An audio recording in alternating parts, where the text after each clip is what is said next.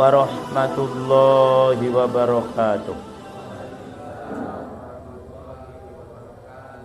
Alhamdulillahilladzi waqafa wassalatu wassalamu ala nabiyil mustafa wa ala alihi wa ashabihi al-mujahidina li'i'la'i kalimatillahi hiyal ulia. Asyhadu an la ilaha illallah wahdahu la syarikalah wa asyhadu anna Muhammadan abduhu wa rasuluh. Masya Allah kan wa ma lam yasha lam yakun, la haula wa la quwata illa billahil aliyil azim. Amma ba'd. Para ikhwan akhwat yang dimuliakan oleh Allah di Riasah Pasi ya. Nah, ini yang pertama kali membawa jamaah kemari siapa ya? Siapa yang pertama kali? Pak Ustadzullah Thalib. Oh, Budi Siti ya. Alhamdulillah. Nah, saya kemari seperti tadi disampaikan oleh Amir Majlis. Siapa Pak Amir Majlis? Pak Fathur Rahman. Ya. Tujuannya 4. 1. Silaturahim. Yang kedua mendoakan, nanti Bapak dua yang sakit didoakan. Yang ketiga taklim. Yang keempat ini penting, makan. Lo sudah disediakan, nanti kalau saya nggak makan gimana? Ya nggak, betul nggak? Loh, mesti nggak boleh habis taklim terus pulang itu kan mubazir kan? Loh, jadi ini penting makan. Tadi saya ceramah soal makan di warungnya Budi Siti tadi ya. Nah, pertama berdoa untuk para ikhwan di sini secara umum. Kalau Rasulullah Shallallahu Alaihi Wasallam masuk ke suatu daerah, maka beliau berdoa semacam ini ya, ditirukan saya ya, nah, atau diaminkan nggak apa-apa. Allahumma, ayo. Inna nas'aluka khaira hadhil qaryah wa khairama jama'ta fiha wa na'udzubika min syarriha wa syarrima jama'ta fiha. Allahumma barik hayaha wa a'idna min wabaha. Allahumma habibna ila ahliha wa habib solihi ahliha ilaina. Ini doa bagus sekali artinya. Ya Allah, berikanlah saya minta, Allahumma ya Allah, saya minta kebaikan desa ini. Khairu hadhil qaryah. Dan kebaikan semua yang ada di desa ini. Wa khairu ma jama'ta fiha. Ya Allah, berikan berkah kepada semua orang yang ada di kampung ini. Ya Allah, lindungilah kami dari wabah yang ada di kampung ini. Ya Allah, berikanlah rasa cinta kami kepada penduduk negeri ini, kampung ini. Dan ya Allah, berikanlah rasa cinta orang-orang baik yang ada di kampung ini kepada kami. Tuh, isinya Masya Allah. Ya, jadi Tadi kita berdoa untuk kebaikan kampung ini, kampung Pase apa namanya? Pasi. Mudah-mudahan selalu diberkahi oleh Allah, penduduknya dilindungi oleh Allah, kemudian orang-orang yang ada di kampung ini selalu saling berkasih sayang karena Allah. Terus sekarang mendoakan Bapak yang sedang sakit, ada 2 orang. Bapak siapa namanya Pak? Bapak ini ya?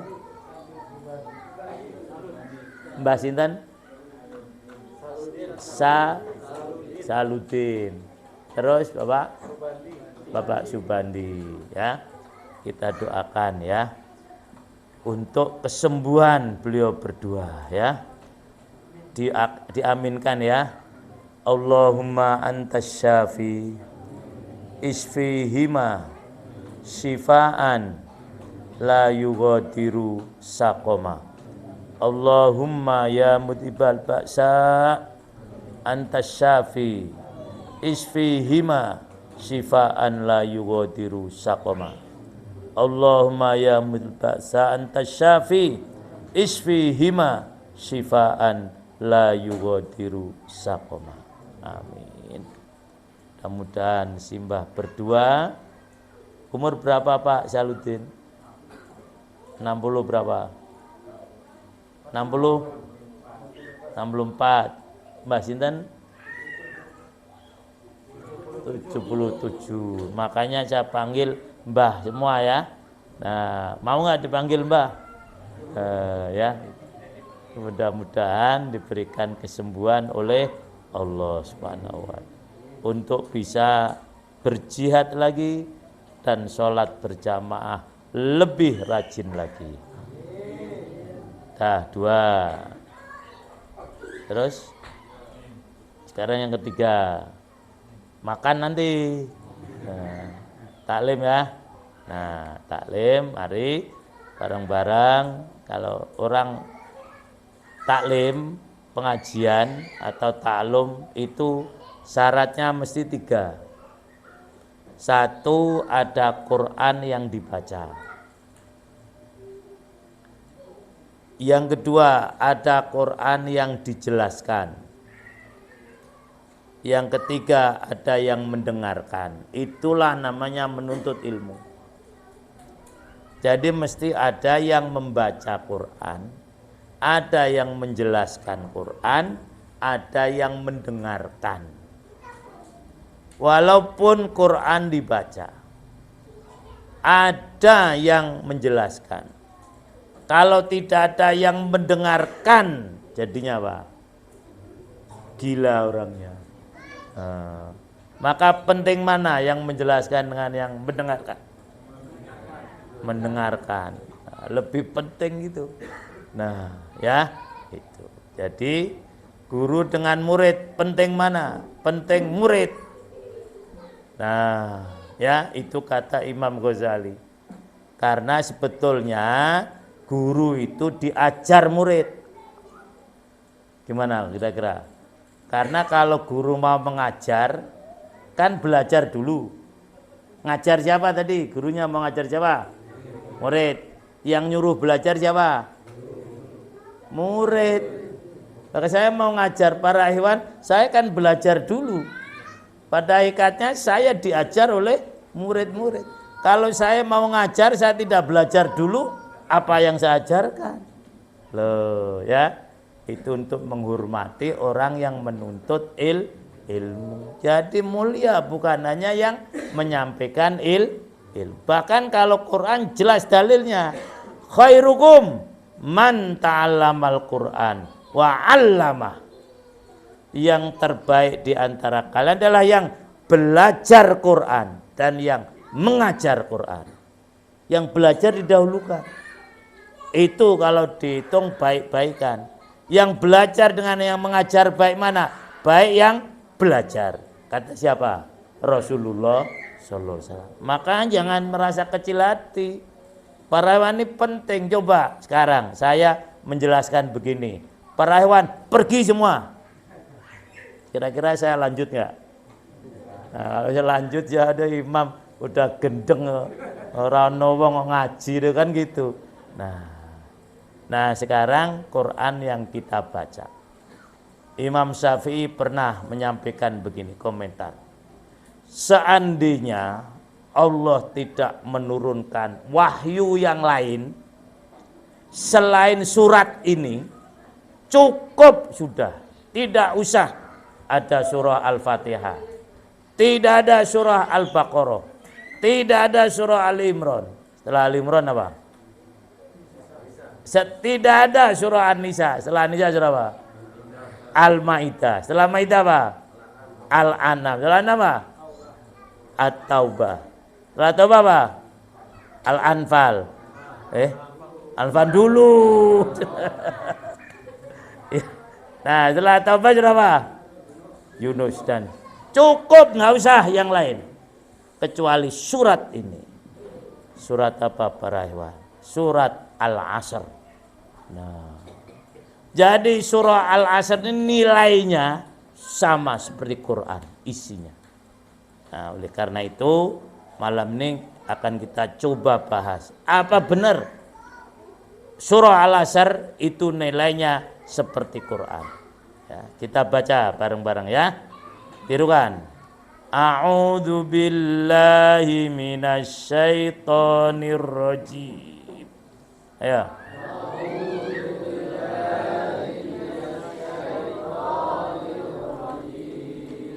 Bismillahirrahmanirrahim.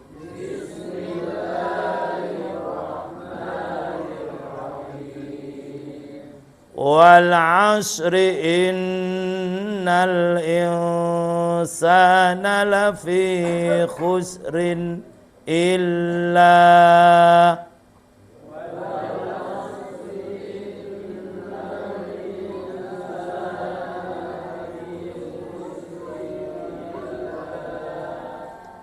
illalladzina amanu wa amilus solihati wa tawasaw bil haqqi wa tawasaw bis sabr.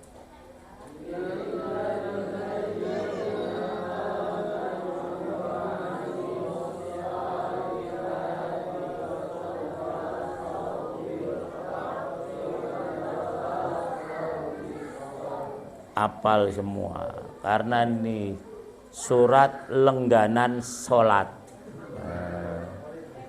Favorit bener nggak kira-kira? Sholat dibaca wal asri inna atoina kulud. Ya nggak apa-apa lah daripada nggak baca kan. Nah sudah, ini surah Al-Asr. Tidak ada ulama lain yang menjelaskan asbabun nuzulnya sepanjang yang saya baca, kecuali tafsir Juz Amma karangan Muhammad Rashid Ridho dan Muhammad Abduh. Begini ceritanya, orang Arab itu kalau sore-sore seneng jalan-jalan, cari angin istilahnya ya. Kalau orang Sunda ngabeburit. Ya, untuk menunggu maghrib mereka jalan-jalan. Nah, ke taman-taman yang ada di sekitar situ.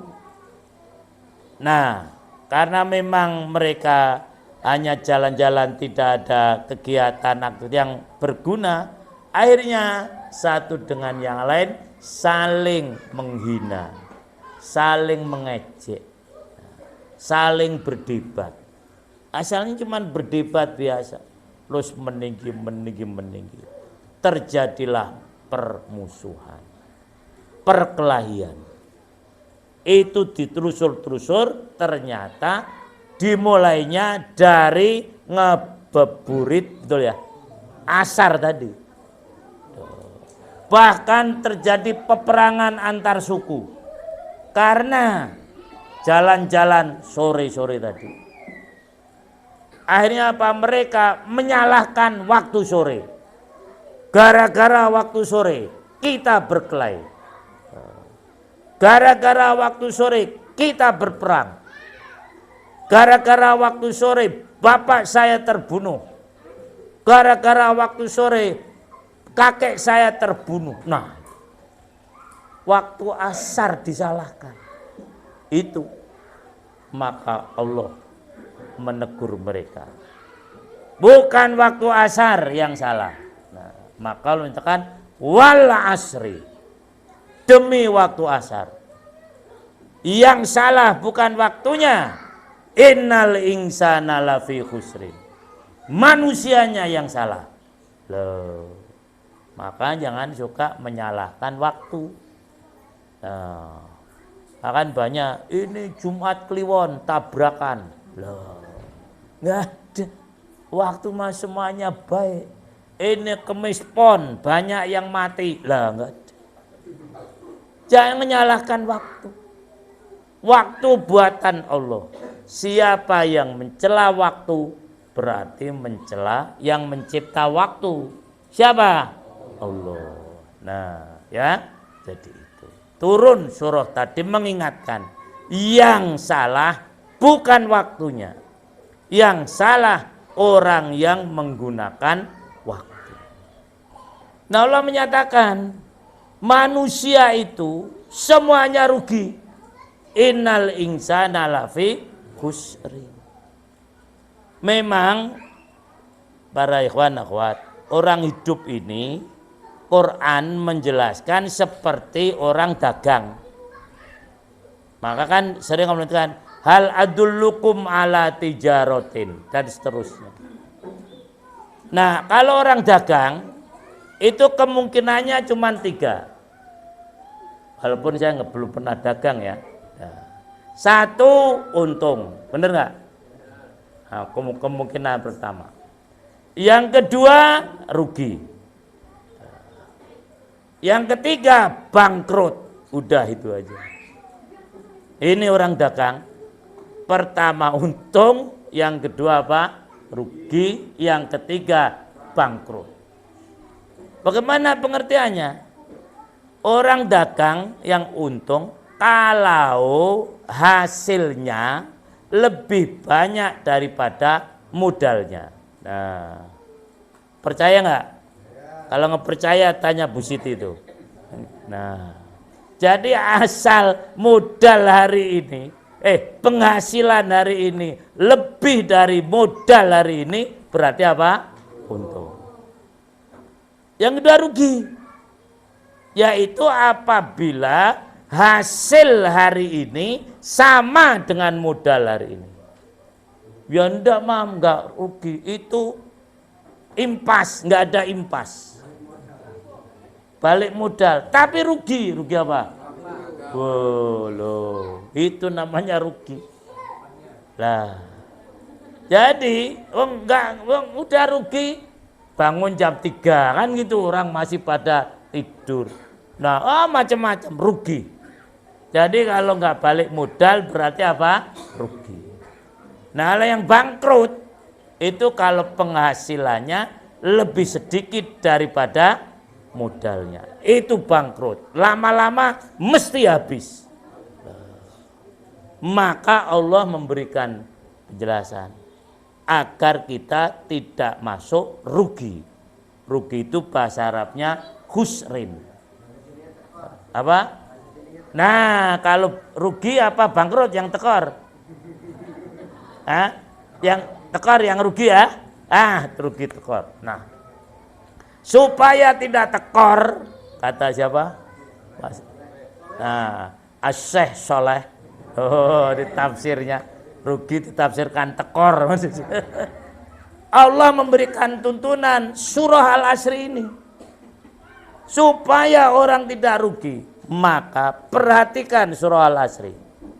Ada 5 hal yang apabila kita memperhatikan surah Al-Asri yang isinya 5, mesti tidak akan rugi. Pertama, 1 aja. Wal asri, apa artinya? Udah nggak usah yang lain. 1 ini saya jamin nggak rugi. Apa? Disiplin. Loh. Orang maju itu modal utamanya hanya disiplin kok. Saya sering ke luar negeri. Jarang ada terlambat kendaraan. pesawat delay hampir nggak ada, kereta api nggak ada, lah, mobil nggak ada. Akhirnya negara maju. Tapi negara-negara yang tertinggal rata-rata negara yang tidak disiplin. Loh, wal asri. Para hewan misalnya, ada orang dagang. Dia modalnya banyak, dagangannya bagus, tapi waktunya nggak disiplin. Hari ini buka jam 7, besok buka jam 8. Besoknya buka jam 6. Lah yang beli bingung loh. Iki piye lagi? Ngerti nggak bahasa Jawa? Sakjane iki buka jam piro? 3 hari kukut itu. Ngerti kukut? Nggak ngerti kukut. Apa? Gulung tikar. Lah, ini saya misalnya dagangnya kan enak. Wah, enak nih baksonya. Nah, kemarin kan buka jam 7. Saya datang jam 7. Positif bilang, belum buka Pak. Lalu jam berapa? Jam 8. Besok saya jam 8. Pak sudah habis lah Pak. Wong tadi buka jam 6. Lah, entek lah. Ngentintek. Habis. Nah, itu para hewan. Jadi mari kita disiplin. Allah mengajarkan kita disiplin dengan sholat. Maka mari, kalau kita ingin maju, disiplin. Taklim jam 8, mulai jam 8. Jangan disiplin mulai. Nah, disiplin selesai tapi mulainya enggak disiplin. Mir sudah jam 9, mir selesai. Padahal mulainya setengah 9. Maunya disiplinnya selesai. Awalnya enggak mau disiplin, enggak bisa. 1. Kemudian ilaladina amanu. Orang akan sukses kalau dia beriman pada Allah. Yang namanya orang yang untung kan penghasilannya lebih daripada modalnya. Sholat kita. Lah, kalau kita iman, sholat sekali dilipat gandakan. Kalau berjamaah berapa kali? Cari orang yang bisa memberikan keuntungan 27 kali kalau ada. Enggak ada. Wong dapat kasih untungan setengah aja sudah bagus.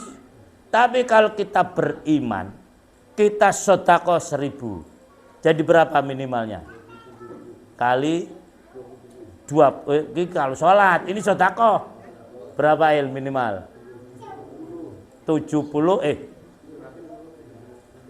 alah hitung sendiri lah.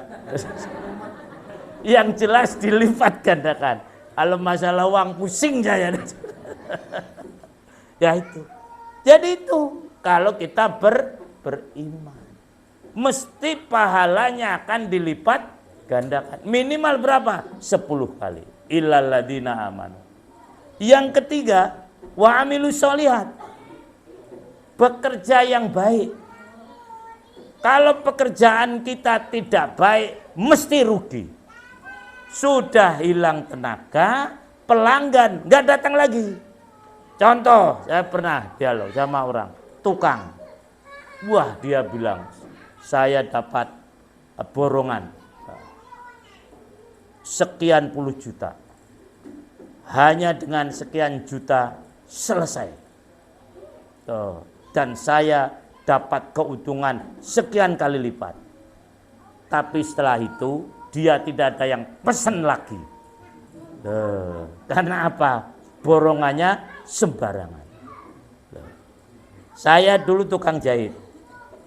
Nah, misalnya dapat pesanan buat ini, lubang kancing. Kalau baju normal itu kancing kan 5 paling tidak. Rata-rata 6. No, saya dapat pesanan 1000 baju. Supaya saya untung 1000 kancing. Lah, saya buat lubangnya cuman 4. Kan? Kan untung saya. Tapi ketika orang make, loh, kok cuman 4? Kira-kira besok pesen lagi enggak? Tidak, saya jamin. Kenapa? Pekerjaannya tidak baik. Loh, ini amal soleh mesti rugi. Jadi para hewan amalnya tidak soleh, rugi. Sholat sama-sama sholat. Loh, yang satu dapat pahala karena soleh, yang satu dapat karena tidak soleh. Soleh itu arti aslinya pas, bukan baik. Kalau baik, khair, hasan, jayyid. Soleh itu pas. Kalau pas, mesti baik. Misalnya baju saya nih, walaupun mahal, tapi tidak pas saya pakai, baik nggak? Nggak baik. Kelombrong nggak keluar. Peci saya mahal, tapi kecil saya pakai, baik nggak? Nggak baik. Loh, saya mau buat, jangan bakso kesian Bu Siti lah. Mie loh, racikannya tidak pas. Loh. Misalnya lombok 20, loh, kemudian garam setengah kilo, mie-nya 1 on. Wis koyo ngopo rasane. Nah, karena tidak pas kan? Ndak baik. Ada nggak yang makan? Ora ono jelas. Loh, karena tidak baik. Rugi dia. Nah, maka para hewan kata Allah wa amilus sholihah. Kalau ingin untung, mari kita beramal yang pas sehingga menjadi baik. Yang keempat, nah, watawasau bil haqqi watawasau bis sabr. Kalau ingin untung, pekerjaan harus benar dan sabar. Hak ya, nah benar menurut Allah. Dan sabar. Kalau tidak sabar mesti rugi. Contoh pokoknya jualan lagi. Lah, saya jualan es krim misalnya. Hari pertama masuk, wah hujan. Terus besok saya berangkat lagi. Hujan lagi. Besok berangkat lagi, mau berangkat, alah paling udan. Enggak jadi berangkat saya. Padahal pelanggan sudah nunggu. Mana yang kemarin jual es krim ya. Sebetulnya banyak yang mau beli. Tapi karena saya tidak sabar, saya tidak berangkat lagi. Rugi tak? Nah, karena tidak sabar. Maka untuk menegakkan kebenaran mesti harus apa? Sabar. Tidak asal benar. Jamaah ini hak, tapi tidak sabar, nggak bisa jalan. Ya, jadi yang ketiga harus benar dan yang keempat ya, benar dan sabar. Nah, yang kelima, yang terakhir, watawasau bil haqqi watawasau bis sabr. Sebagian ilmu menyatakan bahwasanya ini sigotnya musyarakah. Musyarakah itu kerjasama. Untuk bisa sukses harus bekerja sama. Kerja sendirian, sepinter-pinter apapun, tidak mungkin bisa. Ada nggak orang yang bisa kerja sendiri? Nggak ada. Mati sendiri bisa nggak? Nggak, mati aja nggak bisa sendiri. Mesti ada yang mandikan kan? Ada yang mangkapan. Apalagi kerja. Sepinter-pinter apapun. Loh, misalnya sekarang lagi ribut soal sepak bola. Sepinter-pinternya Messi, loh, nggak mungkin golkan gawang sendiri kalau tidak apa? Kerjasama. Loh, apalagi kita dalam beragama. Kerjasama itu bahasa Arab istilahnya adalah berjamaah. Nah, sehingga tadi disimpulkan agar kita hidup ini tidak rugi. Pertama disiplin, yang kedua beriman, yang ketiga apa? Amal yang baik, yang ketiga, yang keempat apa? Benar dan sabar, yang terakhir Nah, saya kira ini saja karena kalau sudah bisa saya harus sholat lagi, nanti nggak bisa makan. Nah, ya demikian para hewan, mudah-mudahan manfaatnya.